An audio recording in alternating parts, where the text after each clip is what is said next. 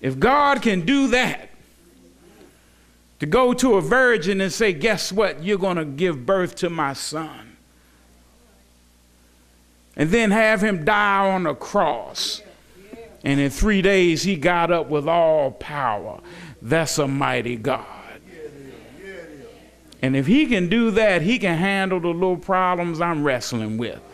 If he can do that, he can deal with my jacked up finances. If he can do that, he can bring peace in my troubled home. If he can do that, he can make my job secure. If he can do that, there's nothing impossible for him because he's a mighty God. He's a wonderful counselor. He's a mighty God. And our hope is built on the fact that he is our everlasting Father. Yes. You see, the Bible states that there will be no end to his reign. That when he sits on the throne, that he will be there for eternity. You know, our earthly fathers, they got to leave here. No matter how good they are, how wonderful they've been, you know, we're only here for a season. Oh, but we have an everlasting Father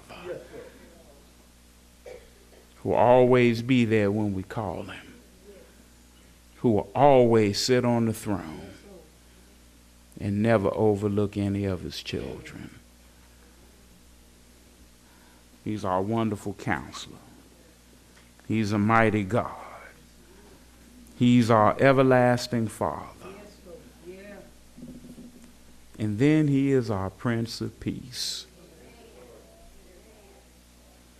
And please understand, my brothers and sisters, peace doesn't mean the absence of conflict. There are a whole bunch of folk who ain't fighting that don't have peace. You know, just because we ain't shooting at one another, we ain't going to blows, that don't mean it's peaceful. And no matter how good a king may be, no matter how powerful, no king can boast of the fact that there is no war while they're in power. Even if it's no more than a rumor of a war. Every king has to deal with warring factions. But you know, my brothers and sisters, the blessing is that when Jesus sits on his throne, when he establishes that throne here on earth, that there'll be no more war. Or as the old folk used to say, we'll study war no more. That we will worship him. We won't have to worry about fighting. You know, that's a blessing. That's the only thing we're not going to do in heaven. Ain't going to be no fighting. Not going to be any fussing. Everybody going to be so glad to be there, they're not going to worry about what somebody else got. Don't have time to worry about your car, because God done blessed me over here. Don't have to worry about what you wearing, because my robe look just as good. Don't have to worry about if they paved your street, because all of our streets going to be paved in gold. Don't have to worry about whether you live in the high rise or in the country. We all going to live in mansions. Don't have to worry if there's not going to be enough to eat, or some folk eat better than others, because when we sit down at the table, every need will be supplied. When we sit down, every want will be taken care of. When we sit before that throne and worship him for eternity. My brothers and sisters, don't be sidetracked by all the stuff. Don't wait for the sales. Because if the truth be known, that stuff ain't on sale.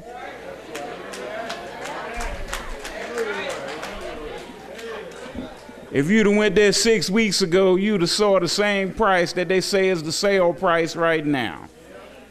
Somebody know what I'm talking about. Don't buy the hype of the credit card companies. Oh, you can skip this month's payment. You can pick us up in January. Then in the fine print that you need 3 magnifying glasses to see, but the interest still accrue. Don't believe the hype. But remember, God gave us the gift of reconciliation. For unto us a child is born. Unto us a son is given. And because of this gift that God has given us,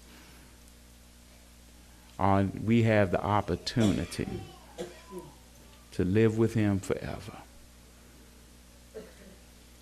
Whatever you're wrestling with, whatever you're struggling with, whatever pain you might encounter in this holiday season, don't let Satan steal your joy.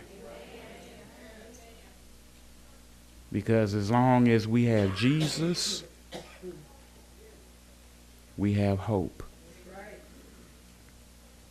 And as long as we have hope, nothing is impossible. It's prayer time.